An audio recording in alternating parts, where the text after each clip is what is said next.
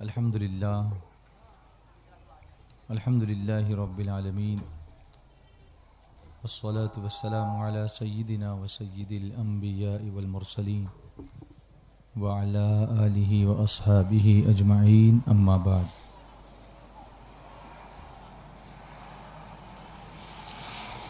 फ़अऊज़ु बिल्लाहि मिनश शैतानिर रजीम बिस्मिल्लाहिर रहमानिर रहीम। अल्लज़ीना युनफ़िक़ूना अमवालहुम बिल्लैलि वन्नहारि सिर्रन व अलानियतन फ़लहुम अज्रुहुम इंद रब्बिहिम वला खौफ़ुन अलैहिम वला हुम यहज़नून। सदक़ल्लाहुल अज़ीम व बल्लगना रसूलुहुन नबियुल अमीनुल मुख्तारुल करीम व नहनु अला ज़ालिका लमिनश शाहिदीन व शाकिरीन वल्हम्दुलिल्लाहि रब्बिल आलमीन। मोहतरम उलमाए किराम, शमे रिसालत के परवानों, मेरे प्यारे आका सल्लल्लाहु अलैहि वसल्लम के प्यारे दीवानों, मुअज़्ज़ज़ ख़वातीन इस्लाम और अज़ीज़ बच्चों, आइए सबसे पहले हम और आप सब मिलकर अपने और सारी कायनात के मरकज़ अक़ीदत हुज़ूर रहमत आलम नूर मुजस्सम फ़ख्र आदम बनी आदम ताजदार मदीना सरकार दो आलम अहमद मुज्तबा जनाब मुहम्मद मुस्तफ़ा अरवाहुना फ़िदा सल्लल्लाहु अलैहि वसल्लम के बारगाह बेकस पनाह में जिस तरीक़े से मैं पढ़ाऊँ उस तरीक़े से बुलंद आवाज़ से दिल की गहराई से दुरूद व सलाम की नज़रें पेश कर लें। अस्सलातु वस्सलामु अलैका या रसूल अल्लाह, अस्सलातु वस्सलामु अलैका या हबीब अल्लाह, अस्सलातु वस्सलामु अलैका या नबी अल्लाह व अला आलिका व अस्हाबिका या नूर अल्लाह सल्लल्लाहु तआला अलैहि वसल्लम। अस्तगफिरुल्लाह अस्तगफिरुल्लाह अस्तगफिरुल्लाह रब्बी मिन कुल्ली ज़ंबिन व अतूबु इलैहि। अल्लाहुम्मा सल्लि अला सय्यिदिना व मौलाना मुहम्मदिन फ़ी अव्वलि कलामिना। अल्लाहुम्मा सल्लि अला सय्यिदिना व मौलाना मुहम्मदिन फ़ी औसति कलामिना। अल्लाहुम्मा सल्लि अला सय्यिदिना व मौलाना मुहम्मदिन फ़ी आखिरी कलामिना। दुरूद शरीफ और इस्तिग़फ़ार हमने पढ़ा,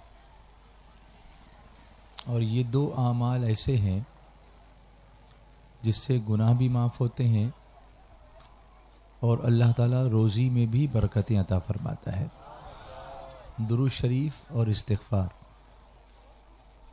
तो इब्तिदाई में शुरू ही में मैं इसकी तलक़ीन आप सबको करता हूँ।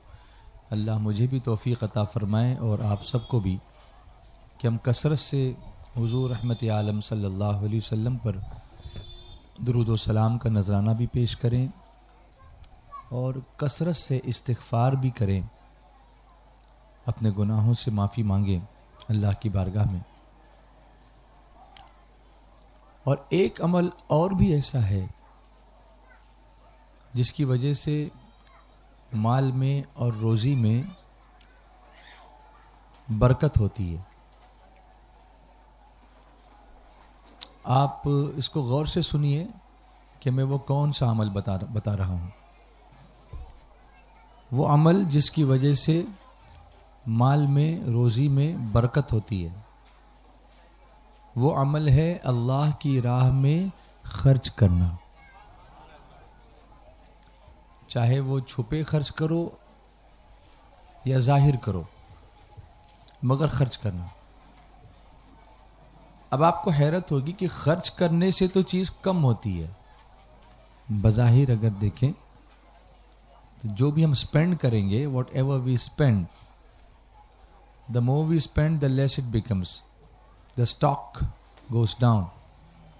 दुनिया में ऐसा है, मगर अल्लाह की बारगाह में खर्च करने वाला कभी मोहताजी का, तंगदस्ती का शिकार नहीं होता। और उसी सिलसिले में मैंने आयत करीमा जो भी पढ़ी है वो यही जाहिर कर रही सूरह बकरा की आयत कि अल्लाह तबारक व तआला कुरान पाक में फरमाता है, अल्लज़ीन युनफ़िक़ून अम्वालहुम बिल्लैलि वन्नहारि सिर्रन व अलानियतन फलहुम अज्रुहुम इंद रब्बिहिम। वो जो अपने माल खैरात करते हैं रात में और दिन में, छुपे और जाहिर। रात में भी खैरात करते हैं, दिन में भी खैरात करते हैं, छुपा कर भी देते हैं और सामने भी देते हैं, जाहिर भी देते हैं। उनके लिए उनका नेग है, अज्र है उनके रब के पास। तो जब रब के पास अज्र होगा तो उसमें कभी कोई कमी नहीं होगी, क्योंकि हम रब की बारगाह में पेश करेंगे, उसकी राह में खर्च करेंगे तो कभी कमी नहीं होगी। और उसका बदला क्या मिलेगा? अल्लाह ने फरमाया, वला खौफुन अलैहिम वला हुम यहज़नून। उनको न कुछ अंदेशा हो न कुछ गम, न दुनिया में कोई खौफ होगा न आखिरत में कोई गम होगा। ये सबसे बड़ा फायदा है अल्लाह की राह में खर्च करना। लेकिन खर्च के बहुत सारे तरीके हमने और भी निकाले हैं, कमाई के बहुत सारे तरीके हमने और भी निकाले हैं, और हमारी अपनी समझ के मुताबिक हम उनको अच्छा समझते हैं या अच्छा नहीं भी समझते हैं, लेकिन करते हैं कि चलिए अब क्या करें, करना तो है कमाई, तो अब हलाल हो या हराम हो करना तो है। तो उस तरीके से हराम की तरफ बढ़ते हैं, तो अब उसका क्या नतीजा होगा, इस पर भी आज मैं थोड़ी सी बहस करूंगा, गुफ्तगू करूंगा। बहस तो नहीं, लेकिन गुफ्तगू करूंगा, आप लोगों से बातचीत करूंगा, समझाने की कोशिश करूंगा। इसलिए कि किसी दुनिया के किसी एक अक्लमंद शख्स ने कहा था कि मुझे उस मुसलमान पे हैरत होती है जो अपनी जेब में हराम की कमाई लेकर हलाल गोश्त की दुकान ढूंढता है। आप इस पर गौर करें, अपनी जेब में वो हराम की कमाई लेकर हलाल गोश्त की दुकान ढूंढता है। आप हलाल गोश्त के लिए तो होना चाहिए, मैं मना नहीं कर रहा हूं, मगर ये तो देखो कि आप हलाल किया हुआ गोश्त लेने जा रहे हैं, उसको खरीदने के लिए जो पैसा आप इस्तेमाल करते हैं वो हलाल है या नहीं। तो फिर अगर उस पैसे से आप जो खरीदेंगे वो आपके लिए हलाल होगा कि हराम होगा, और फिर वो आपके लिए जो कुछ पैदा करेगा वो बेनिफिशियल होगा या हार्मफुल होगा। Simple thing to understand. आज मैं आपको शुरू में यह समझाऊंगा कि हम जो गुनाह करते हैं उससे हम किस तरह से अफेक्ट होते हैं, मुतासिर होते हैं, उसका असर हमारे ऊपर क्या होता है। आप देखेंगे कि अल्लाह तबारक व तआला ने हमें इतना अजीम जिस्म अता फरमाया, ये पूरा बदन, ये पूरा जिस्म, इसका एक एक पार्ट अल्लाह की नेमत है, और उसका प्रॉपर यूज करना ये अल्लाह का एक तरीके से शुक्र अदा करना है, और इसका मिस यूज करना ये अल्लाह की नेमत की नाशुक्री है। सीरियसली सुनिएगा, कोई भी डिस्टर्ब नहीं करे मुझको, ध्यान दो, जहां सुभान अल्लाह बोलना हो बोलो, वरना फुल कंसंट्रेशन के साथ एकदम सीरियस गुफ्तगू करूंगा। हाथ, पैर, आंख, कान, दिल, जबान, नाक, यहां तक के हमारे बदन के अंदर जो करोड़ों पोर्स हैं, सुराख हैं, मसाम हैं, जिससे पसीना निकलता है, ये एक एक चीज अल्लाह की नेमत है। एक एक बाल अल्लाह की नेमत है। क्या आपने कभी गौर किया कि हमारे बदन का टेम्परेचर कितना होता है? बुखार आता है तो नॉर्मल टेम्परेचर कितना होता है? 37 डिग्री सेल्सियस, राइट, 37। और नॉर्मली पूरे बदन का टेम्परेचर इस तरह से मेंटेन होता है, लेकिन बदन के कुछ मखसूस पार्ट्स ऐसे होते हैं कि उसका टेम्परेचर इससे 1 डिग्री कम रखना पड़ता है बॉडी को, और उसके लिए अल्लाह ताला ने खुसूसी इंतजाम फरमाया बदन के अंदर कि अगर वहां 1 डिग्री कम नहीं रहेगा तो वो बॉडी का फंक्शन, उस पार्ट का फंक्शन अफेक्ट होता है। हमको कभी इस पर हमने कभी गौर ही नहीं किया कि ऐसा भी कुछ हमारे बदन के अंदर मैकेनिज्म अल्लाह ने बनाया है। और इसके लिए अल्लाह तबारक व तआला ने कुरान करीम में जगह जगह हमको गौर करने का, फिक्र करने का हुक्म दिया। और एक आयत का हिस्सा मैं आपको सुनाता हूं। अल्लाह ताला फरमाता है वो फी अनफुसिकुम अफला तुबसिरून, और अपने अंदर देखो, मेरी निशानियां तुम देखने के लिए आसमान देखते हो, जमीन देखते हो, सितारे देखते हो, चांद देखते हो, सूरज देखते हो, दरख्त देखते हो, सब कुछ देखते हो, लेकिन तुम अपने अंदर क्यों नहीं देखते कि मेरी कुदरत के जलवे तुम्हें खुद के अंदर नजर आ जाएंगे, तुम कहीं जाओ या न जाओ। और इसीलिए फरमाया कि मन आरफ नफ्सा फकद आरफ रब्बा, जिसने अपने आप को पहचाना तो यकीनन उसने अपने रब को पहचाना। तो खुद को तो अभी पहचान नहीं सके, और रब की मारिफत की बात अगर हम करेंगे तो ये दावा मुकम्मल नहीं हो पाएगा। खुद को देखना है। तो बॉडी के जो पार्ट्स हैं ये हमको दावत देते हैं अल्लाह की कुदरत देखने की। वफी अनफुसिकुम, टेम्परेचर अल्लाह ताला मेंटेन करता है बदन का, और अल्लाह ताला ने इस बॉडी के मैकेनिज्म को इस तरह से बनाया है कि ये बॉडी हमारे बदन के अंदर कोई भी फॉरेन पार्टिकल बर्दाश्त नहीं करती। अब आप कहेंगे फॉरेन पार्टिकल से मतलब क्या? कोई बाहर की चीज हमारे बदन में आ जाए, फौरन हमारा बदन रिएक्ट करता है उसको। जैसे एग्जाम्पल के तौर पर, सबका ध्यान है ना? एग्जाम्पल, आंख में कोई चीज चली जाए, क्या होता है? मैं आपको आपकी अपनी सब मिसालें दे रहा हूं ताकि इस मिसाल के जरिए मैं आपको समझाऊं। आंख में अगर कोई जरा सी मिट्टी चली जाए तो क्या होता है रिएक्शन, मुझे बताओ जी। आंख में क्या आता है? पानी आता है। वो पानी किस चीज के हैं? किस चीज का है? आंसू है। वो आंसू क्यों आते हैं? जरा सा कुछ चला जाए फौरन एक्टिव हो जाती है आंख के, पानी छोड़ो, रोने लगती है आंख। वो पानी क्यों आता है? वजह क्या है? आप जल्दी बोलिए तो मैं जल्दी आगे बढ़ूंगा, फिर टाइम नहीं लगेगा बताने में। वजह क्या है जी? फॉरेन पार्टिकल को क्या करना है?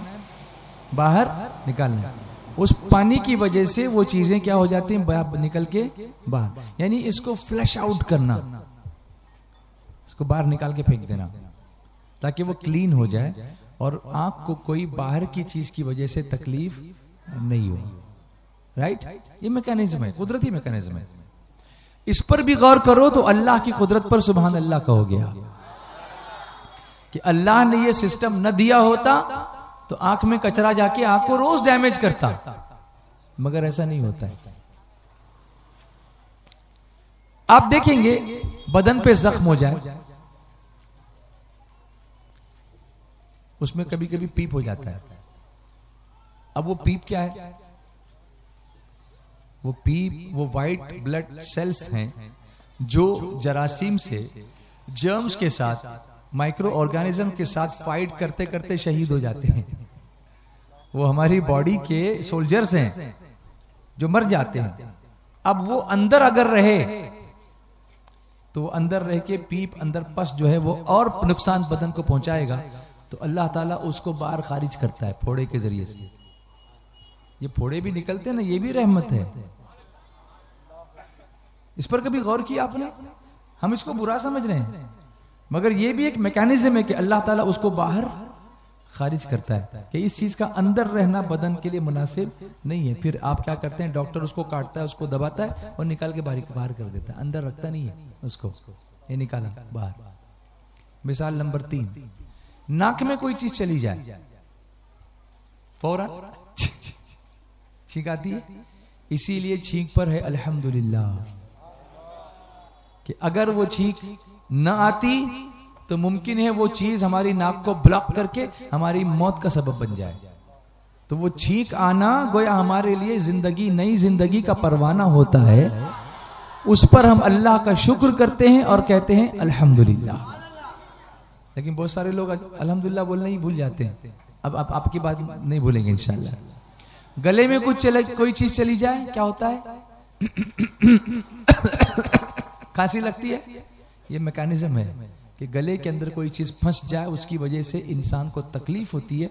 उसको खराश को बाहर निकालने के लिए अल्लाह ने कुदरती तौर पर एक मैकेनिज्म दिया है, जिसकी वजह से हम उसको निकाल के बाहर करते हैं और अल्लाह हमारे गले को साफ करता है और उसकी वजह से हमारे गले की खराश दूर हो जाती है। ये समझ रहे हैं आप? यहां तक के ये तो छोटी छोटी चीजें हैं। आपको लूज मोशंस होते हैं ना, कभी बाहर का रगड़ा पैटीज कुछ खाते हो? अभी मैंने बंबई में हमारे हाशमिया हाई स्कूल में मेरे बच्चों को मैंने स्कूल में, आपने इनकलाब में पढ़ा होगा उसकी कटिंग खबर, अगर पढ़ते होंगे पेपर तो दिया था उन्होंने, छापा था पूरा तस्वीर के साथ, कि मैंने स्कूल के बच्चों से ये कहा कि आप लोग जो पानी पीते हैं नीचे से रगड़ा बड़ा रास्ते का खुला हुआ वो खाते हैं, वो चीजें आप लेकर आओ, मैं आपको माइक्रोस्कोप के नीचे, खुर्दबीन के नीचे रख के आपको बताऊंगा कि उसके अंदर क्या होता है। बच्चे लेकर के आए, मैंने उनको बताया कि उसके अंदर कितने अमीबा थे, जिसकी वजह से अमीबियासिस, उल्टी जुलाब की शिकायत होती है। बच्चों ने देखा तो समझ गया कि ये चीजें हमको नहीं खानी चाहिए। फिर मैंने माँ बाप को बुलाया, उनको भी दिखाया कि यार अपने घर से आओ, एक अंडा बना के क्यों नहीं देते बच्चों को? रास्ते पे 2 रुपए का खाने के लिए क्यों मजबूर करते हो, जिसके अंदर पता नहीं कभी बारिश का पानी उड़ता है, कभी गटर का पानी उड़ता है, कभी क्या है, और बीमारियां खरीद के खाते हो तुम, और फिर उसका इलाज नहीं कर सकते हो, पैसे नहीं तुम्हारे पास इलाज करने के लिए। तो सफाई और सुथराई आधा ईमान जो है, वो आधा ईमान कहां गया हमारा? हमारे मोहल्ले इतने गंदे क्यों, इतने गंदे क्यों हैं? हमारा जुलूस निकलता है तो उसके बाद हमारे मोहल्ले की जो हालत होती है, वो हमारे जुलूस का पैगाम क्या देके जाती है? जैसे वो लोग गुजरे जो सफाई नहीं जानते। अभी आपने देखा होगा कि कुछ लोग आंदोलन कर रहे हैं, नासिक है, पूना है, जालना है, औरंगाबाद है, कर रहे हैं अपने हुकूक के लिए निकलते हैं। उनका एक सिस्टम आपने देखा होगा, आप इस पर गौर क्यों नहीं करते आप, कि वो खामोशी से निकलते हैं, कोई नारा नहीं, कोई बात नहीं, कोई लीडरशिप नहीं, कुछ नहीं, लाखों का मजमा निकलता है और उस मजमे के पीछे पीछे कुछ वॉलंटियर्स होते हैं। अगर किसी ने कुछ पानी की बोतल फेंकी तो वो पीछे से उठाते हुए चलते हैं। कोई खाना खा के कुछ कागज फेंका, वो उठा के चलते हैं। वो आगे गुजरते हैं, पीछे रास्ता गंदा नहीं होता। ये हमको करना चाहिए था, लेकिन हमारे यहां क्या पोजीशन होती है?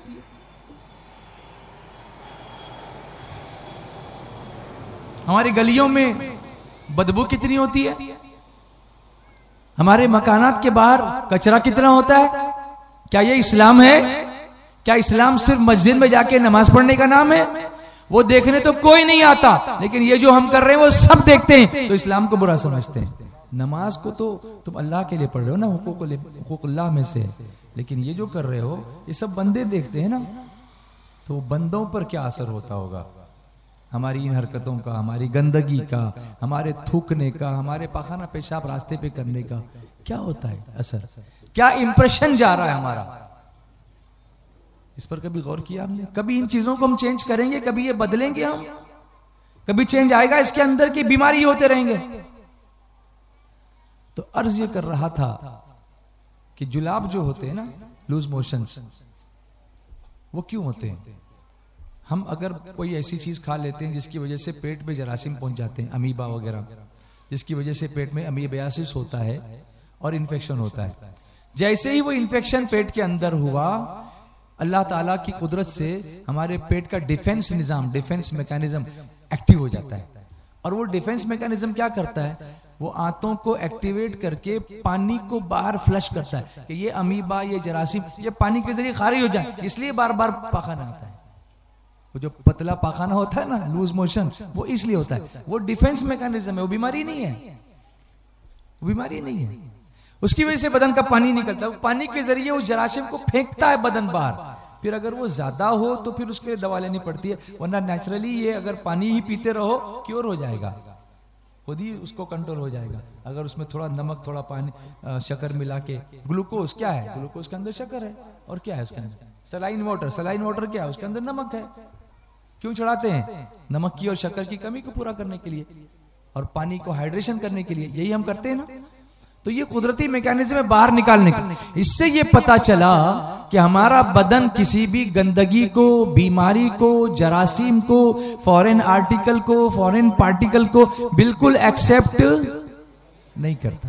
यहां तक के अगर हाई लेवल पर हम जाएं,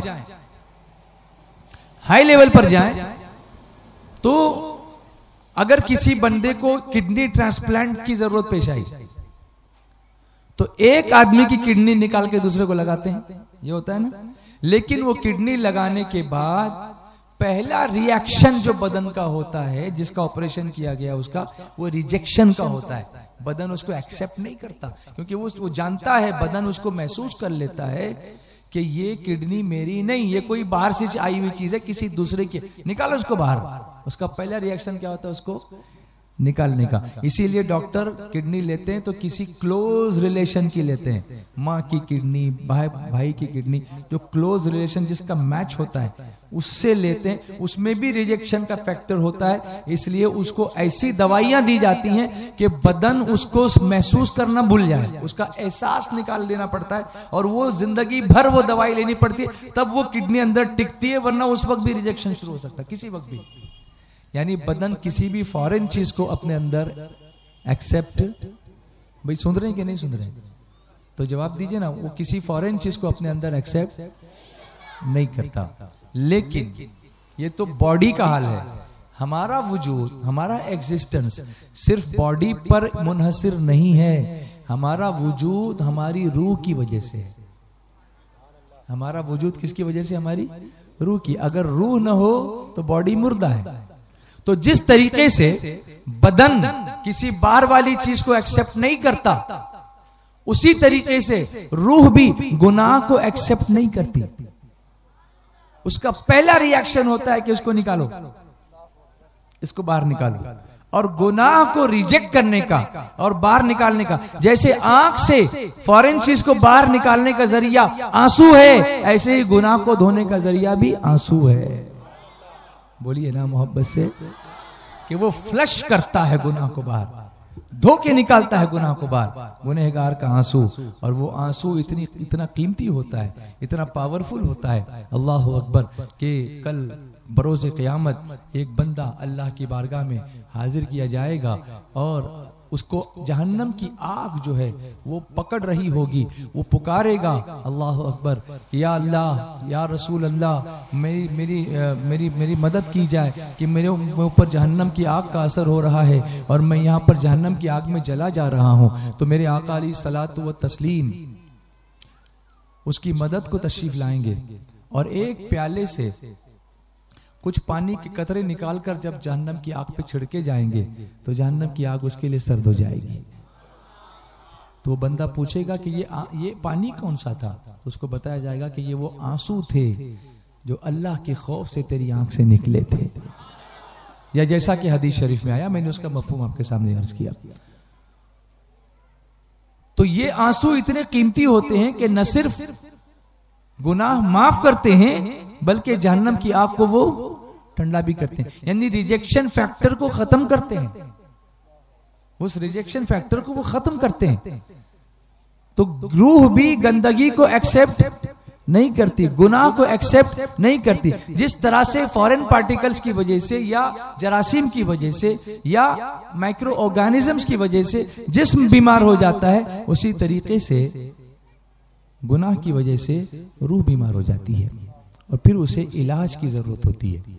इसीलिए आप देखेंगे कि जब इंसान मुसलमान हज के लिए जाता है तो उसको हुक्म है कि वो एहराम पहने।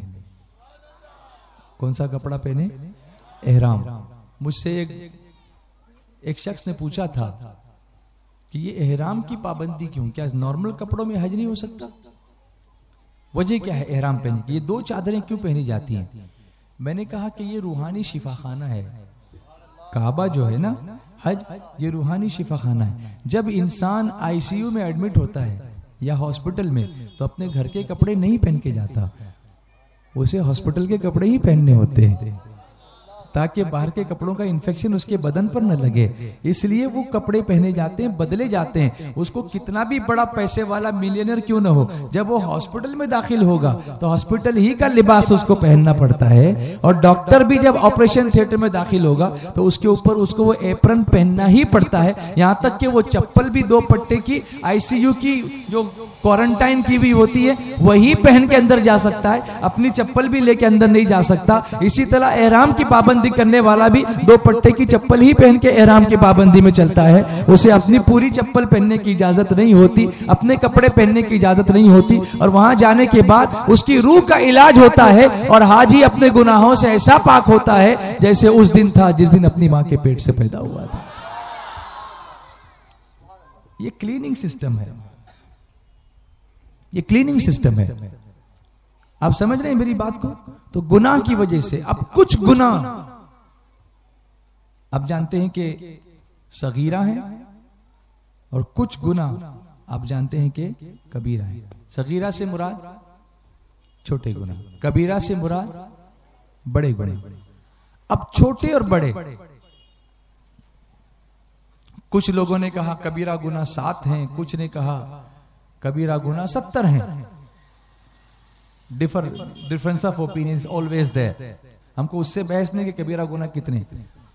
मैं पूछता हूं, बल्कि कुछ उलमाए कराम ने यह फरमाया और कुछ मुफस्सिरीन ने यह फरमाया, कुछ मुहद्दिसीन ने फरमाया कि जिस गुनाह को हम छोटा समझे वही हमारे लिए बड़ा हो जाएगा। जिसको हम छोटा समझे वही हमारे लिए क्या हो जाएगा? बड़ा हो जाएगा। और जिस तरीके से छोटी छोटी चीजें मिलकर बड़ी चीज बनती है, ऐसे ही छोटे छोटे गुनाह मिलकर भी बहुत बड़ा गुनाहों का पहाड़ बन जाता है। अब मैं आपको बताऊं, एक आदमी को सर्दी हो गई, सर्दी हुई तो इलाज नहीं किया, वैसे ही नाक सिनकते बैठा है, कोई इलाज नहीं करता। इन्फेक्शन बढ़ गया, नाक बंद हो गई। फिर गले पे असर हो गया, गले में इन्फेक्शन हुआ, वो इन्फेक्शन कान में गया, कान बंद हो गया। फिर सर दर्द होने लगा, फिर बुखार आ गया। अगर वो सर्दी का इलाज करता तो इतना होता नहीं। तो छोटे गुनाह से ही तौबा कर लेता तो बड़ा होता नहीं। ये जिस्म पे अप्लाई कर रहे हैं तो वो रूह पे अप्लाई कीजिए, सिस्टम वही है। जहां ये जिस्म पे अप्लाई कर रहे हैं तो उसको रूह पे अप्लाई कीजिए, सिस्टम वही है। अगर छोटे ही गुनाह से तौबा कर लें। अच्छा, कुछ गुनाह ऐसे हैं जो बड़े गुनाह हैं और बगैर तौबा के वो माफ नहीं होते और उसका असर पूरी जिंदगी पर होता है। जैसे कुछ चीजें ऐसे, जैसे किसी को डायबिटीज होगी, अब उसके बदन में जब शुगर है तो जब तक वो शुगर रहेगी बाकी चीजें इफेक्ट होती ही रहेंगी। अगर उसको कंट्रोल करना है बाकी चीजों को, बाकी तकलीफों को, तो शुगर को लो लाना पड़ेगा। हार्ट का प्रॉब्लम किसी को हो गया और शुगर भी है, डायबिटीज भी है, तो उसको सबसे पहले उसकी डायबिटीज कंट्रोल करनी पड़ती है। अगर डायबिटीज कंट्रोल में नहीं आई तो बाकी चीजें कंट्रोल में नहीं आने वाली। जख्म भी अच्छा नहीं होता। अगर ऑपरेशन करना है, किसी की आंख में प्रॉब्लम है, डॉक्टर ने कहा कि कैटरैक्ट का ऑपरेशन करना है, तो सबसे पहले डॉक्टर कहते हैं शुगर चेक करो। सबसे पहले क्या कहते हैं? शुगर चेक करो। अगर शुगर कंट्रोल में तो ऑपरेशन करूंगा, नहीं तो इतने दिन इंसुलिन देके पहले शुगर नीचे लाऊंगा, उसके बाद बदन को काटूंगा, नहीं तो मैं हाथ नहीं लगा सकता वरना इन्फेक्शन होकर बढ़ जाएगा। इसी तरीके से हम कितनी भी नेकियां करेंगे लेकिन खून में जैसे शुगर हो तो दूसरी बीमारियां कम नहीं होती, ऐसे ही अगर खून के अंदर हराम की गिज़ा हो तो कोई चीज एक्सेप्ट नहीं होती। हलाल कमाई बहुत जरूरी है। इसीलिए शुरू में मैंने कहा था कि मुझे उस बंदे पे हैरत होती है जो जेब में हराम की कमाई लेकर हलाल गोश्त ढूंढता फिरता है। जिस पैसे से खरीद रहा है वो हराम का है और कहता है हलाल खाऊंगा, तो वो हलाल कहां से हुआ उसके लिए? क्योंकि उसकी कमाई हराम है। वो अल्टीमेटली हराम ही हो जाएगा। जो भी खाएगा उसके लिए हलाल कहां से होगा। और मेरे आका अलैहि सलातो व तस्लीम फरमाते हैं कि जिसके बदन में एक लुकमा भी हराम का चला जाए, अल्लाह 40 दिन तक उसकी कोई इबादत, उसकी दुआ कबूल नहीं करता। एक हदीस पाक का मफहूम है कि एक बंदा है, बाल बिखरे हुए हैं, चेहरे पे गर्द लगी हुई है, कपड़े फटे हुए हैं, बिल्कुल फकीर लगता है, बेकस लगता है, उसको देखकर रहम आता है, वो हाथ उठाता है, या अल्लाह या अल्लाह या रहमान करता है, लेकिन उसके पेट में हराम भरा हुआ है तो उसकी दुआ उसके सर से ऊपर नहीं उठती। और उन हराम चीजों में से एक जो वबा आजकल पूरे माशरे को तबाह कर रही है वो है इजी मनी, और वो है सूद। इजी मनी, मैं नाज शरीफ बाद में सुनाऊंगा, पहले ये ऑपरेशन कर लूं मैं, उसके बाद पट्टी लगाता हूं, पहले काटने दो मुझे, ठीक है। ये इजी मनी का अब सूद क्या है, उसके लिए कुरान पाक की आयतें भी आपको सुनाऊंगा सूरह बकरा से, मगर उसकी डेफिनेशन पहले आप देखें कि किसी ने किसी को कोई चीज दी, ये देना अच्छा, लेकिन जब रिटर्न लिया तो ये तय किया था पहले से कि अगर मैंने 100 रुपया दिया है इतनी मुद्दत के लिए, जब मैं रिटर्न लूंगा तुमसे तो 110 लूंगा।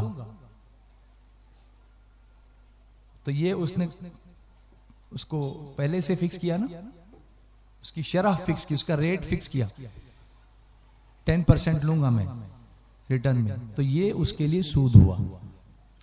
हाँ, ये और बात है कि अगर किसी को आपने कुछ दिया और उसने कोई तय नहीं किया, आपने भी कोई तय नहीं किया, मगर वापस देते वक्त उसने खुश होकर के 100 रुपए और आपको दे दिए, तो वो तोहफा हुआ, वो हलाल है, क्योंकि आपने उसको तय नहीं किया था, वो हलाल है। लेकिन जहां आपने फिक्स किया कि इतना दे रहा हूं और वापस लेते वक्त इतना लूंगा, तो वो क्या हो जाएगा, सूद हो जाएगा, और वो हराम है। अब मैं उसके लिए कुछ आयतें कुरान पाक की पहले आपको सुनाता हूं और उसके बाद हम दीगर चीजों की बात समझेंगे।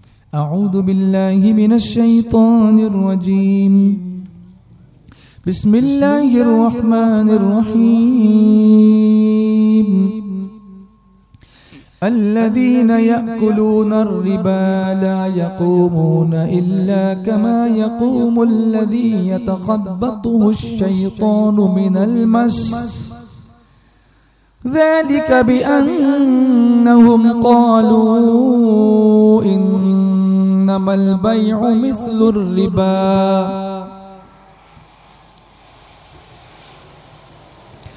व अहल्लल्लाहुल बैअ व हर्रमर रिबा फमन जाअहु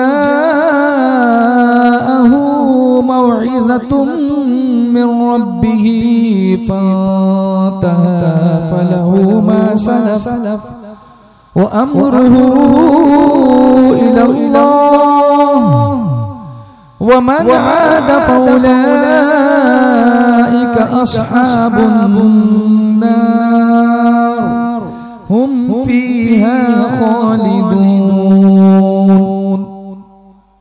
यमहक़ुल्लाहु रिबा व युर्बिस सदक़ात वल्लाहु ला युहिब्बु कुल्ल कफ्फारिन असीम। इन्नल्लज़ीना आमनू व अमिलुस्सालिहाति व अक़ामुस्सलाता व आतवुज़्ज़काता लहुम अजरुहुम इंद रब्बिहिम व ला खौफुन अलैहिम व ला हुम यहज़नून। या अय्युहल्लज़ीना आमनू इत्तक़ुल्लाहा व ज़रू मा बक़िया मिनर रिबा इन कुंतुम मुमिनीन। फ़इन लम तफ़अलू फ़अज़नू बिहर्बिन मिनल्लाहि व रसूलिहि व इन तुबतुम फलकुम रुऊसु अमवालिकुम ला तज़लिमून व ला तुज़लमून।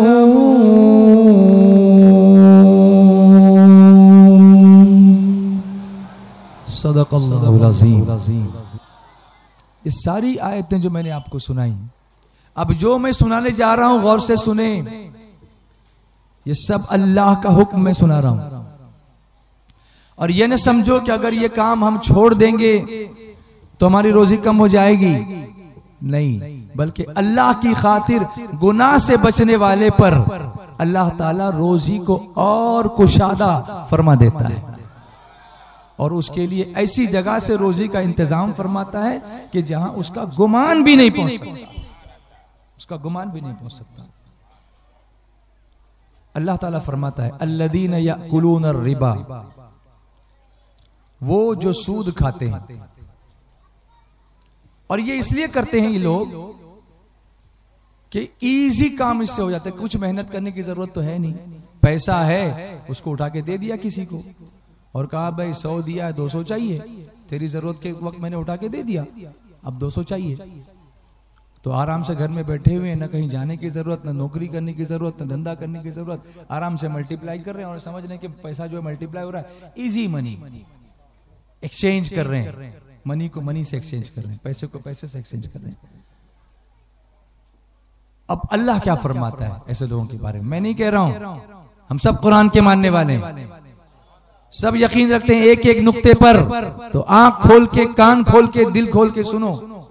अल्लज़ीना याकुलून रिबा ला यक़ूमून इल्ला कमा यक़ूमुल लज़ी यतख़ब्बतुहु शैतानु मिनल मस, वो जो सूद खाते हैं,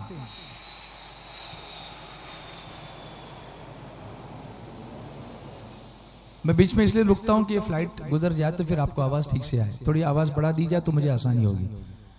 वो जो सूद खाते हैं क़यामत के दिन न खड़े होंगे मगर जैसे खड़ा होता है वो जिसे आसेब ने, शैतान ने छू कर पागल बना दिया हो। सूद खाने वाले क़यामत के दिन कैसे खड़े होंगे? पागल के जैसे।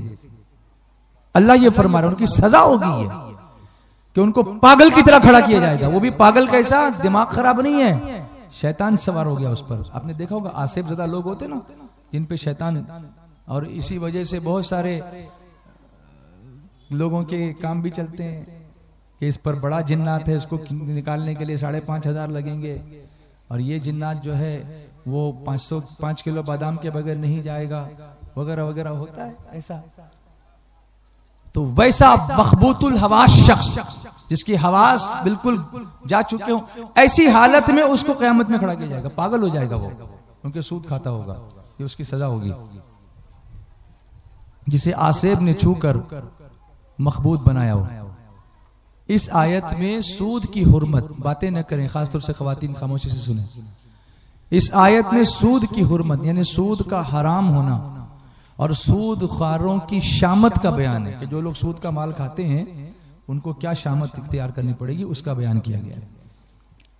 सूद को हराम फरमाने में बहुत सी हिकमतें हैं, क्योंकि एक तो उसमें से जो ज्यादती ली जाती है, वो जो माल का एवज है, माल का जो बदला है, उसमें एक मिकदार माल का बगैर बदल और एवज के लेना है। बेकार का वो उससे ज्यादा ले रहा है ना, उससे ज्यादा ले रहा है, ये सरी नाइंसाफी है। नंबर 2, सूद का काम तिजारतों को खराब करता है। तिजारत, जब सूद से नफा होने लगेगा तो बिजनेस में पैसा कौन लगाएगा? और बिजनेस की वजह से कई लोगों को रोजगार मिलता है। आप समझ रहे हैं अल्लाह ने बिजनेस को क्यों हलाल किया, सूद को हराम क्यों किया? सूद की वजह से एक आदमी का फायदा है और बिजनेस की वजह से पूरे माशरे का फायदा होता है। एक आदमी ने एक दुकान खोली, अब वो दुकान पर वो खुद भी काम कर रहा है, उसका खानदान काम कर रहा है, उसका नौकर काम कर रहा है, फिर उसके लिए माल जहां से ला रहा है उसकी तिजारत हो रही है, जिनको बेच रहा है उनका फायदा हो रहा है और उसका पेट भी भर रहा है, बरकत हो रही है। तो अल्लाह ने तिजारत में बरकत रखी और उसको हलाल किया क्योंकि उसमें पूरे माशरे का फायदा है। इस्लाम वो मजहब है जिसने कॉन्सेंट्रेशन ऑफ वेल्थ, माल को जमा करने के लिए मना किया। या तो आप खर्च करो या ज़कात दो। आप देखेंगे ज़कात में और टैक्स में फर्क क्या है, वो भी आप समझें। ज़कात जो तुम जमा करते हो उस पर है, खर्च करते हो उस पर नहीं है।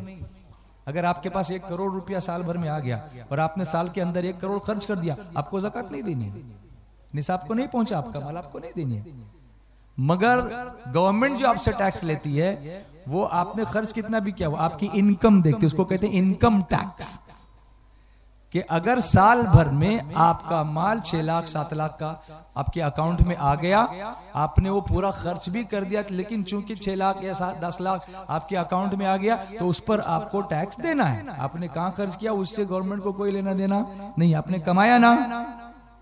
इस्लाम कमाई पे टैक्स नहीं लगा रहा है, सेविंग पे लगा रहा है कि आपने जमा करके क्यों रखा, लोगों तक पहुंचाया क्यों नहीं, और अगर जमा करके रखा तो 2.5% अब दो गरीबों को, उसको लिक्विड करो, उसको मोबिलाइज करो, अपने पास जमा करके मत रखो वरना गरीब मरेगा। और इस्लाम गरीबों का ख्याल करता है। बोलिए ना मोहब्बत से, तड़प के बोलिए। इस सिस्टम को समझो कि अल्लाह ताला ने सबका इंतजाम कैसे किया है और अल्लाह तबारक व ताला सबके लिए किस तरीके से रास्ते बना रहा है। तो अल्लाह ये नहीं चाहता, उसके रसूल ये नहीं चाहते कि एक जगह दौलत जमा हो जाए और बाकी सब भूखे मरें। तो सूद में ये होता है कि एक का पेट भरता है, बाकी भूखे मरते हैं, बल्कि वो सूद दर सूद, एक होता है सिंपल इंटरेस्ट, एक होता है कंपाउंड इंटरेस्ट, चक्रवाड़ व्याज मराठी त्याला म्हणतात चक्रवाड़। इस चक्र में जो फंसा वो उसका मुद्दल कभी फिटता ही नहीं है, वो ब्याज भरते भरते ही वो प्याज खाने लगता है, फिर खाना नहीं खा पाता, इतना ब्याज भरता है। अब देखो लोन लेकर के जो घर लेते हैं कितने साल हो जाता है उसका, और उसका वो बैंक उस पर तरक्की करे, वो तो मर रहा है। अच्छा बैंक तो बैंक, अभी जो पर्सनली जो लोग पैसे दे रहे हैं करते हैं, आजकल मास्टर में बहुत सारे लोग हैं, उसका घर तो भर रहा है लेकिन वो मोहताज हो रहा है जिसका पैसा आप खा रहे हो। उसका जो मेन प्रिंसिपल अमाउंट है वो कभी भी पेड नहीं होता, और वो ब्याज भरते भरते मर जाता है, वो पूरा खानदान मरता है, पूरा घर मरता है। बीवी के गहने रखे हुए हैं, जेवरात रखे हुए हैं, किसी का घर गिरवी रखा हुआ है, और समझते हैं कि हमने बहुत अच्छा किया है कि उसको फंसा दिया, साला कहीं जाए नहीं। बोलते हैं घर मेरे पास पेपर कहाँ जाएगा छोड़ करके, घर लेके बैठ जाऊंगा मैं। तो आप अच्छा काम कर रही है, कुरान इससे मना करता है, अल्लाह इससे मना करता है कि इस तरह लोगों का खून मत चूसिए वरना तुम बचोगे नहीं, सड़ के मरोगे यहां भी, और क़यामत में पागल होके खड़े हो जाओगे। सब लोग कहेंगे पागल है, सूद खाता था, ये मखबूतुल हवास हो गया है।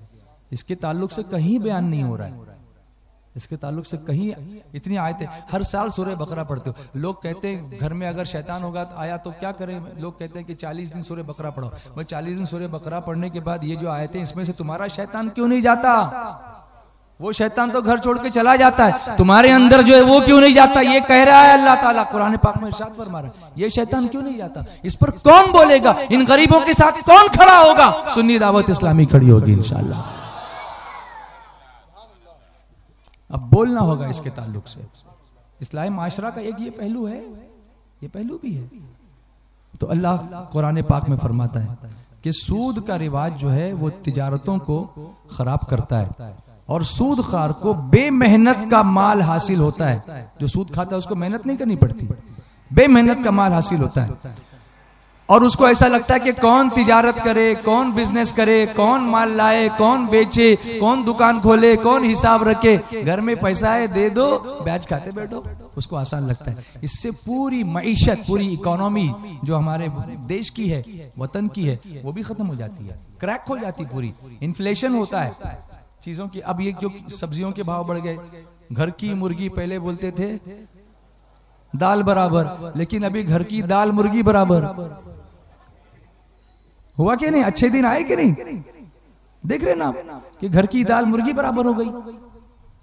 ये हो रहा है, इसमें हमारा भी हिस्सा है कि इस मईशत को मजबूत करने के लिए हम अपना पार्ट जो करना चाहिए अदा करना चाहिए। हम मेहनत नहीं कर रहे हैं, हम सिर्फ गवर्नमेंट से एक्सपेक्ट कर रहे हैं, लेकिन हमारा भी तो हिस्सा है कि हम भी तिजारत करें, मशक्कत करें, मेहनत करें, और पसीने की कमाई से जो खाना आता है ना, लुकमा हलाल का, इस्लाम ने उसको सिर्फ खाने का जरिया नहीं बनाया, बल्कि मेरे आका फरमाते हैं कि जो शख्स हलाल रोजी कमाने के लिए अपने घर से निकलता है वो या अल्लाह की राह में है, अल्लाह ने उसके लिए उसको इबादत बना दिया है। हलाल रोजी कमाना भी क्या है? इबादत है। और उस रोजी की वजह से नेकी की तौफीक होती है, सूद खाने की वजह से बुराई की तौफीक होती है। फिर जब वो फुकट का माल आएगा तो फिर गुनाह में जाएगा, वो कहां नेकी करेगा। फिर वो पैसा देते वक्त भी सोचता है कि मस्जिद में लगाऊं कि नहीं, ये तो है ब्याज का, तो मस्जिद कहां से बनेगी, उसके लिए तो फिर गुनाह का ही फिर कहता है टॉयलेट में चलेगा क्या, सूद का है। ये पूछते हैं लोग कि सूद का पैसा है, टॉयलेट में चलेगा, मैं मस्जिद में तो नहीं दे सकता, लेकिन मस्जिद के, तो तुमने अपने पैसे की वैल्यू इतनी गिरा दी कि उससे टॉयलेट बनवाते हो। यानी आप खुद जानते हो कि आपका पैसा कितनी अहमियत का है। उससे सिर्फ टॉयलेट बन सकता है, उससे अल्लाह का घर नहीं बन सकता, क्योंकि वो हराम का पैसा है। और अल्लाह के घर की तामीर के लिए हराम का पैसा इस्तेमाल नहीं किया जा सकता, वरना खाने काबा में हतीम नहीं होता, पूरा काबा होता।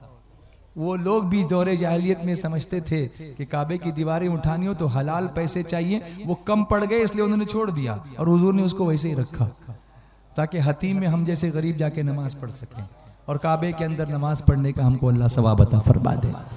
बोलिए ना मोहब्बत से। कुछ ब्रेन में आ रहा है आपके, या दिल में आ रहा है कुछ मैं जो समझा रहा हूं? अल्लाह करे कि अगर आज यहां एक शख्स भी इन चीजों से तौबा कर ले, मैं समझूंगा हमारा 14 दिन बैठना कबूल हो गया। सुभान अल्लाह, इंशाअल्लाह। सुनो आगे क्या फरमाया। सूद के रिवाज से आपसी मोहब्बत खत्म होती है, मवद्दत, क्योंकि जब पैसा नहीं देगा तो मांगेगा, देते वक्त तकलीफ होती है ना, बढ़ा के देने में तकलीफ तो होती है। अरे बढ़ा के देने की बात छोड़ो, मैंने अगर अपना कुछ पैसा किसी के पास रखा और फिर जाके मैं उनसे कहता हूं जरा मेरे वो पैसे रखे ना, उसमें से जरा 5,000 दे दो, तो वो आदमी थोड़ा सा मुंह टेढ़ा करता है, अभी कहां मांगने आ गया है, पैसा मेरा ही। लेकिन उसको देने को अच्छा नहीं लगता। होता है ऐसा कि अपना पैसा जो है घर में रखा हुआ होता है, किसी भाई के पास रखा हुआ होता है, उसको बोलने जाते हैं तो उसको बुरा लगता है कि ये कहां पैसा मांगने के लिए आ गया।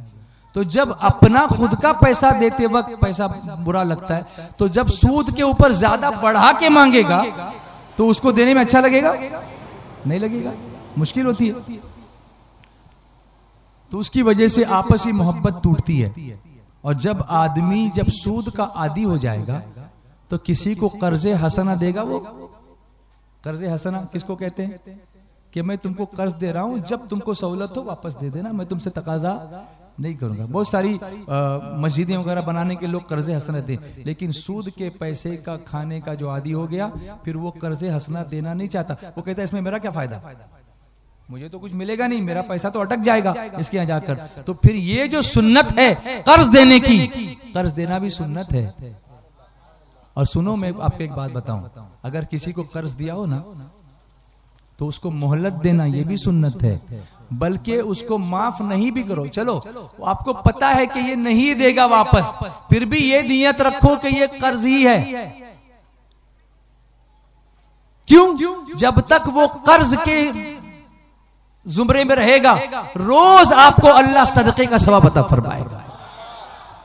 जब तक वो कर्ज रहेगा उस पर, आपको पता है नहीं मिलने वाला, लेकिन आप दिल में ये रखो कि ये कर्ज है, रहने दो उसको, उसके पास मैं माफ दिल से तो कर रहा हूं, लेकिन ये उसको यही कहता रहूंगा कि तू जब चाहे दे दे, जब चाहे दे दे। कर्ज के हिसाब से रखूं, रोज मेरे रामायमाल में क्या मिलेगा?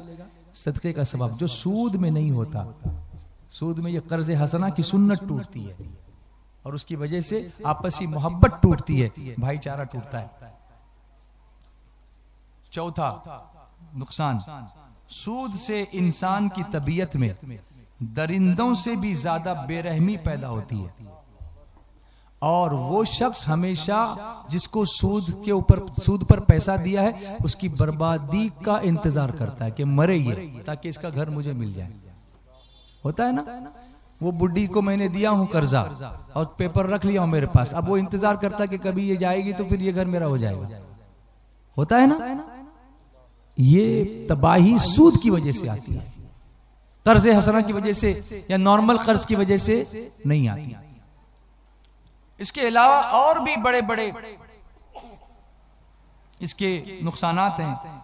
मुस्लिम शरीफ की हदीस में है कि रसूल करीम सल्लल्लाहु अलैहि वसल्लम ने सूद खार यानी सूद खाने वाला और उसका कार परवाज और सूदी दस्तावेज का कातिब यानी उसका मिडल मैन, वो खुद सूद लेने वाला वो, उसका हिसाब रखने वाला वो, और उस पर जो गवाह बनते हैं विटनेस वो, सब पर हुजूर ने फरमाया कि उस पर अल्लाह की लानत है और वो सब गुनाह में बराबर के शरीक है। अगर आप विटनेस भी हैं उसके तो भी उस गुनाह में बराबर के शरीक हैं। इससे डरना चाहिए और इन चीजों से बचना चाहिए। फरमाया वो ऐसा है जैसे आसेब ने छूकर मखबूत बना दिया हो।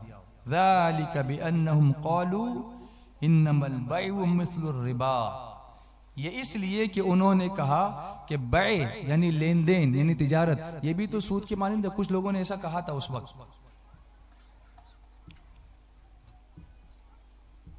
और जिस तरह आसेब ज़दा की बात मैंने बताई ना, उसकी तफसीर में लिखा है कि जैसे जिसको आसेब होता है, जिस पर जिन सवार होता है, भूत सवार होता है, वो सीधा खड़ा नहीं रह सकता, गिरता है, पड़ता है, लुढ़कता है। क़यामत के रोज उसका बदन सूद खाने वाले का ऐसा ही भारी हो जाएगा कि वो अपने कदमों पर खड़ा नहीं हो सकेगा, गिरेगा, लड़खड़ाएगा, पलटेगा, मुंह की खाएगा।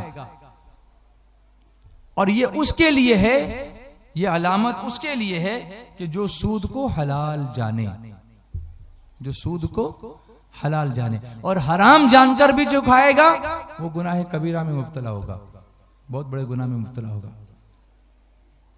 तो बै भी तो सूद के मानिंद है। अब यहां पर कुछ लोग इस पर एक एतराज करते हैं कि जैसे मैं अपना घर बेच सकता हूं और उस पर फायदा ले सकता हूं।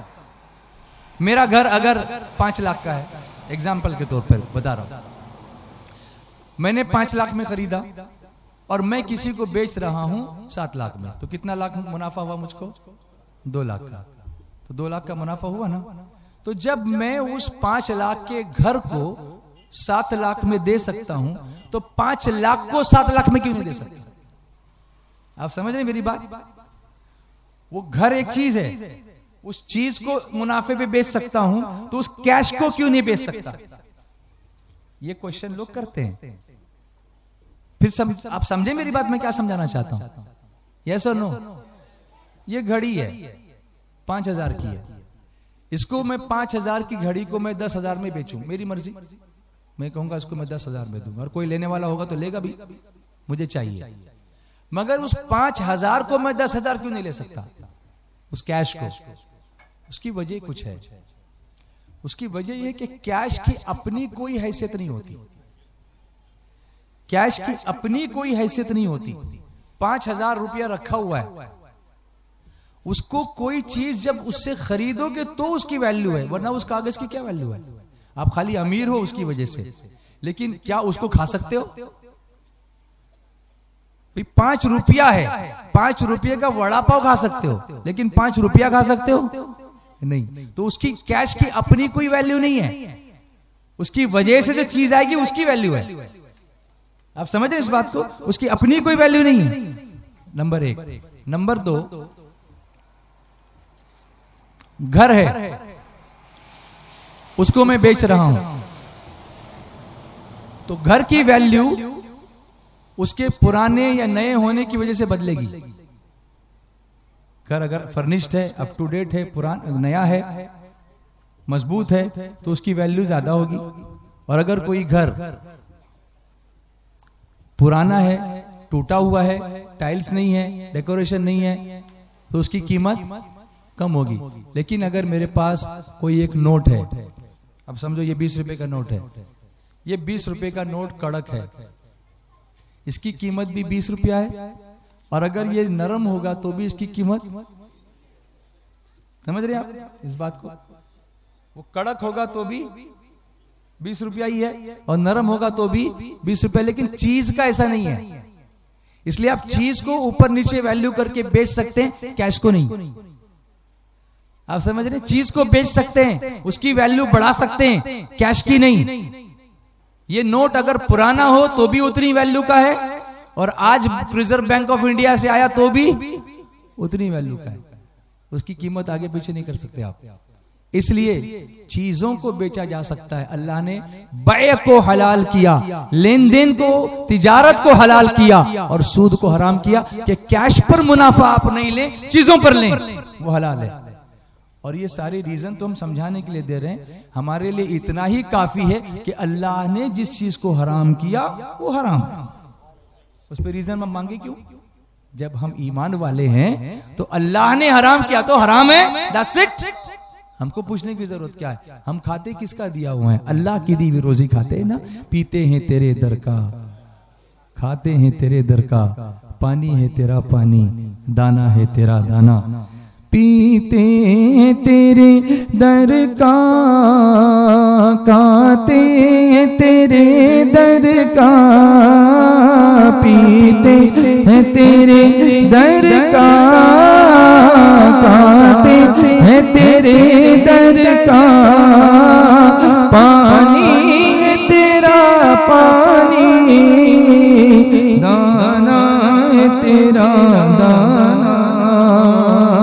तू शम्स रिसालत है, आलम तेरा परवाना परवाना, तू माए नबूवत है, जलवाए जाना। गिर पड़ के यहाँ पहुँचा, मर मर के इसे पाया, गिर पड़ के यहाँ पहुँचा, मर मर के इसे पाया, छूटे न इलाही अब संगे दर जाना। तू शम्स रिसालत है, आलम तेरा परवाना परवाना, तू माए नबूवत है, जलवाए जाना। इस दर की हुजूरी इसिया की दवा तेरी, इस दर की हुजूरी इसिया की दवा तेरी, है ज़ेर मासी का तैबा शिफाना। शम्स रिसालत है, आलम तेरा परवाना परवाना, तू माए नबूवत है, जलवाए जाना। हर फूल में तेरी, हर शम्स में ज़ात तेरी, हर फूल में तेरी, हर शम्स में ज़ात तेरी, बुलबुल तेरा बुलबुल परवाना है परवाना। तू शम्स रिसालत है, आलम तेरा परवाना, तू माए नबूवत है, जलवाए जाना। दिल अपना चमक उठे ईमान की तलवत से, दिल अपना चमक उठे ईमान की तलवत से, कर आँखें भी नूरानी नूरानी है, जलवाए जाना। तू शम्स रिसालत है, आलम तेरा परवाना परवाना, तू माए नबूवत है, जलवाए जाना। सरकार के जलवों से रोशन है दिल नूरी नूरी, सरकार के जलवों से रोशन है दिल नूरी, ताहशर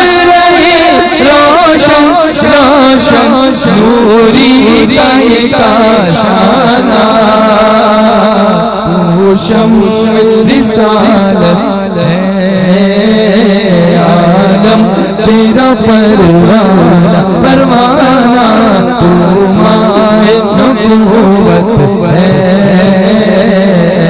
जल जाए जाना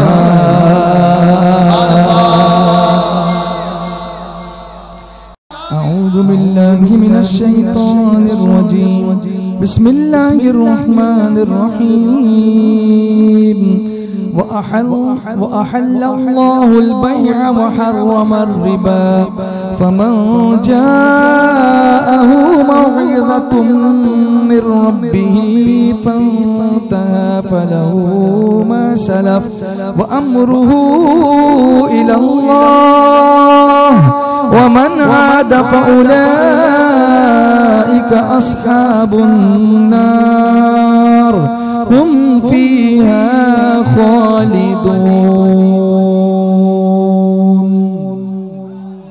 कितना प्यारा मजमा है कि जैसे ही तिलावत हुई तो गर्दन झुका दी है। सुभान अल्लाह। ये गर्दन सिर्फ आवाज पे नहीं झुकाई है, हुक्म पर भी झुकाई है कि जो हुक्म सुनाया जा रहा है उसके आगे भी सरेंडर हैं। आइंदा ये नहीं करेंगे इंशाल्लाह, तौबा करते हैं इंशाल्लाह। जो भी जिस भी चीज में मुब्तला है, एक सूद ही की बात नहीं कर रहा हूं। अल्लाह फरमाता है तो जिसे रब के पास अल्लाह ताला फरमाता है वअहल्लल्लाहुल बैअ वहर्रमर रिबा, और अल्लाह ने हलाल किया बैअ को, बैअ लेन देन तिजारत का जो लेन देन होता है उसको हलाल किया, वहर्रमर रिबा और सूद को हराम किया। सूद क्या है? हराम है। तो जिसे उसके रब के पास से नसीहत आई और वो बाज रहा, यानी अब अल्लाह ने हराम कर दिया तो अब उससे अगर वो बच गया तो उसे हलाल है जो पहले ले चुका, यानी हराम करने से पहले जो खा चुका है वो अल्लाह ने माफ कर दिया। अब उस पर उसको पूछा नहीं जाएगा, क्योंकि जब उसने कहा, जब उसे पता चला कि ये हराम है और उसने तौबा कर ली, तो जो पहले हुआ उस पर तौबा कर ले, अल्लाह माफ कर देगा। अल्लाह ताला इस पर कितनी आसानी पैदा कर रहा है। वरना ये भी अल्लाह ताला चाहता तो फरमा देता कि तू पहले खाया वो तो पूछूंगा, अभी तो हराम, अभी बच रहा, लेकिन पहले वाला पूछूंगा। अल्लाह ने फरमाया अगर तौबा कर लिया तो पहले वाला क्या कर दूंगा? माफ कर दूंगा। व अमरुहु इलल्लाह, और ये उसका काम अल्लाह के सुपुर्द है। जिसे चाहे, जो चाहे ममनू करे, जो चाहे हराम करे, जो चाहे हलाल करे, बंदे पर सिर्फ उसकी इताअत लाजिम है, क्वेश्चन नहीं। उस पर क्या करना है? बंदे को इताअत करना है, फर्मा बरदारी करना है, ओबीडियंस लाजिम है। हमको इस पर यह नहीं कहा कि ऐसा क्यों वैसा क्यों। अल्लाह ने फरमाया हराम है तो हराम है। देखिए अल्लाह ने बकरी हलाल की और कुत्ता हराम किया, हम खाते क्या? बोलो खाते क्या? नहीं। उस पर क्वेश्चन करते क्या? नहीं। जो जानवर अल्लाह ने हलाल किए वही खाते हैं, हराम किए वो हम नहीं खाते। तो इसी तरह जो हलाल किया वो खाओ, जो हराम किया वो मत खाओ, इंशाअल्लाह उसमें बरकत होगी। वमन आदा फउलाइका अस्हाबुन नार, और जो अब ऐसी हरकत करेगा तो वो दोज़खी है। हुम फीहा खालिदून, वो उसमें मुद्दतों रहेंगे। मसला यह है कि जो सूद को हलाल जाने वो काफिर है। यहां समझ लीजिए, जो सूद को हलाल जाने वो काफिर है और वो हमेशा जहन्नम में रहेगा, क्योंकि हराम कतई का हलाल जानने वाला काफिर है। जो कतई हराम चीज है उसको अगर हलाल समझा तो क्या हो जाएगा? काफिर हो जाएगा। फिर उसके नमाज रोजे कैसे कबूल होंगे? इसलिए इन चीजों से तौबा करना बहुत जरूरी है। आगे अल्लाह ताला फरमाता है यमहकुल्लाहु रिबा व युरबिस सदक़ात, अल्लाह हलाक करता है सूद को और बढ़ाता है खैरात को। मोहब्बत से बोलिए ना, तड़प के बोलो। यानी सूद में बरकत नहीं, अल्लाह जिसको हलाक करे उसमें बरकत नहीं। जैसे मिसाल के तौर पर अक्सर मैं मिसाल दिया करता हूं कि बकरी एक वक्त में 1 या 2 बच्चे देती है। कुतिया जो होती कुत्ती, वो एक वक्त में 10-10 बच्चे देती है। मगर रोज हजारों बकरियां हलाल होती हैं, कुत्ते को कोई काटता नहीं है, फिर भी बकरियों का जंगल में रेवड़ का रेवड़ होता है। और कुत्तों का उतना रेवड़, हालांकि अभी अमान अभय दिया हुआ उनको कि मारना नहीं कुत्तों को, फिर भी बकरी के इतने कुत्ते नजर नहीं आते, उनको मारा भी नहीं जा रहा है, उनको कोई खाता भी नहीं है, फिर भी 2-4 इधर 2-5 उधर 10-5 उधर, और बकरियों को रोज दबा किया जा रहा है, फिर भी बकरियां जंगल के जंगल बकरियों से भरे हुए। क्यों? बकरी ज़बा होती है बिस्मिल्लाह अल्लाहु अकबर, जो अल्लाह के नाम पर ज़बा होता है अल्लाह उसमें बरकत अता फरमाता है। तो अल्लाह ने सूद को हलाक किया और खैरात को, सदका को बरकत अता फरमाई। यमहकुल्लाहु रिबा व युर्बिस सदकात वल्लाहु ला युहिब्बु कुल्ल कफ्फारिन नसीम। और अल्लाह को पसंद नहीं आता कोई नाशुक्रा बड़ा गुनाहगार। अब एक आयत छोड़कर अगली आयत पर आता हूं, फिर ये बयान मुकम्मल करके फिर नाते सुना के मुकम्मल करता हूं। अल्लाह ताला फरमाता है, अऊज़ु बिल्लाहि मिनश शैतानिर रजीम, बिस्मिल्लाहिर रहमानिर रहीम, या अय्युहल्लज़ीना आमनुत्तक़ुल्लाह व दरू मा बक़िया मिनर रिबा इन कुंतुम मुमिनीन फ़इन लम तफ़अलू फ़अज़नू बिहर्बिन मिनल्लाहि व रसूलिही व इन तुबतुम फलकुम रुऊसु अमवालिकुम ला तज़लिमून व ला तुज़लमून व इन कान ज़ू उसरतिन फनज़रतुन इला मैसरा व अन तसद्दक़ू खैरुल लकुम इन कुंतुम तअलमून।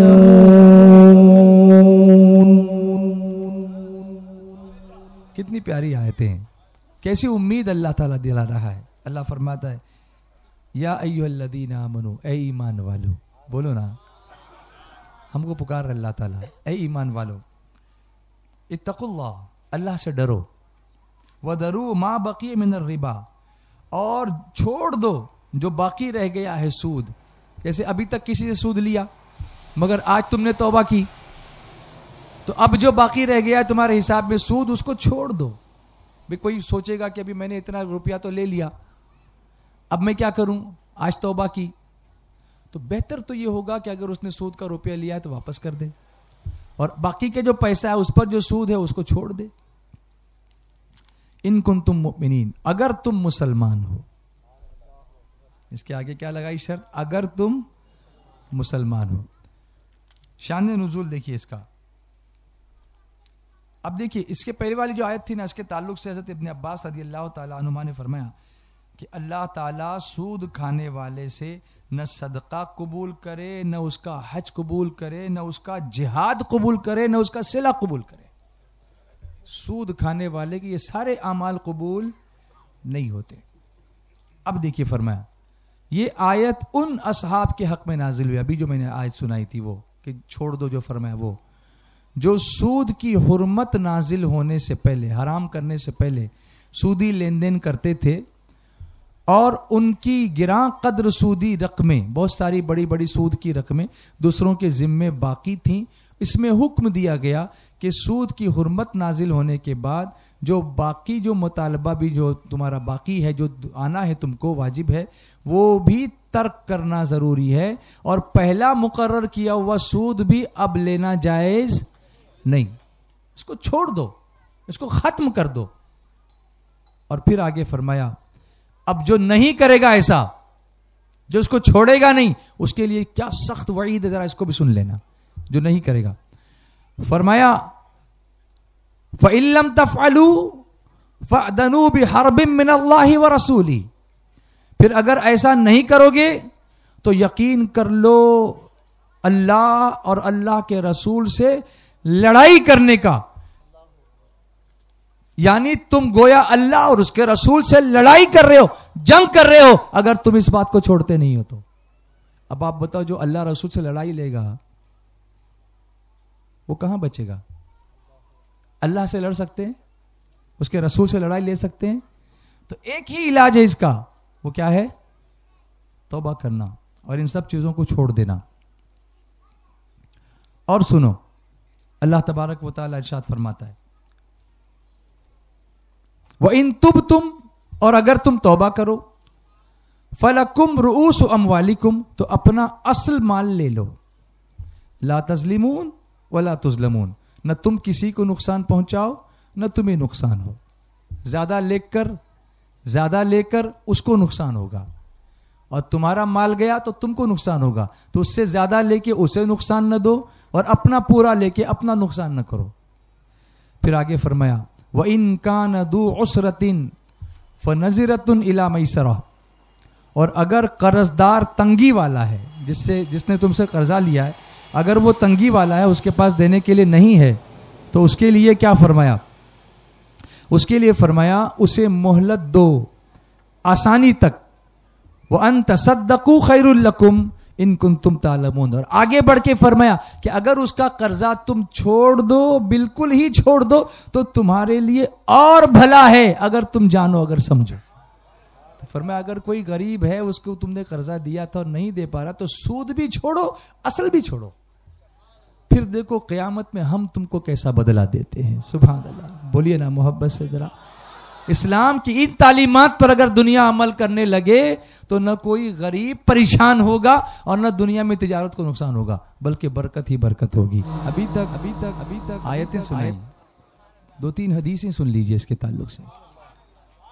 अल्लाह के प्यारे महबूब रहमत आलम नूर मुजस्सम जनाब मुहम्मद रसूलुल्लाह सल्लल्लाहु अलैहि वसल्लम ने इरशाद फरमाया, सूद का 1 दिरहम, बातचीत न करो प्लीज, सूद का 1 दिरहम जो इंसान खा ले और उसे मालूम हो कि ये सूद का है, ये अमल 36 मर्तबा जिना करने से भी ज्यादा सख्त है।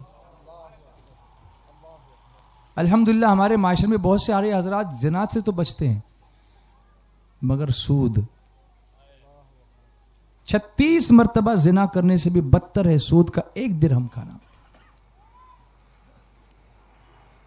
फिर फरमाया ऐसा गोश्त और खून जन्नत में दाखिल नहीं होगा जो हराम से पला हो, और उसके लिए दोज़ख ही सही हकदार है। जिस खून में हराम की कमाई हो वो दोज़ख ही सही हकदार है।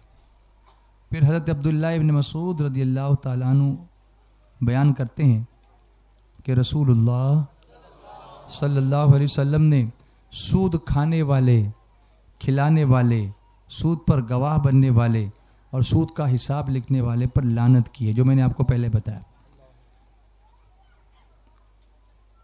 मेराज की रात में सरकार अली सलात व तस्लीम का गुजर ऐसे लोगों पर हुआ जिनके पेट कोठरियों की मानिंद थे, बड़े बड़े कमरे, और उनमें सांप भरे हुए थे जो कि बाहर से नजर आ रहे थे। सांप पेट के अंदर थे लेकिन बाहर से नजर आ रहे थे। मेरे आका फरमाते, मैंने पूछा जिब्राइल ये कौन लोग हैं?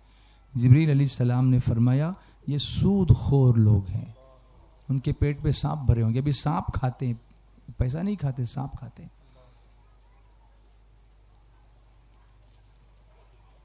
फिर अल्लाह के प्यारे महबूब रहमत आलम सल्लल्लाहु अलैहि वसल्लम ने इरशाद फरमाया, हज़रत अबू हुरैरा रज़ियल्लाहु ताला अन्हु से रिवायत, मेरे आका फरमाते हैं सूद के 70 हिस्से हैं।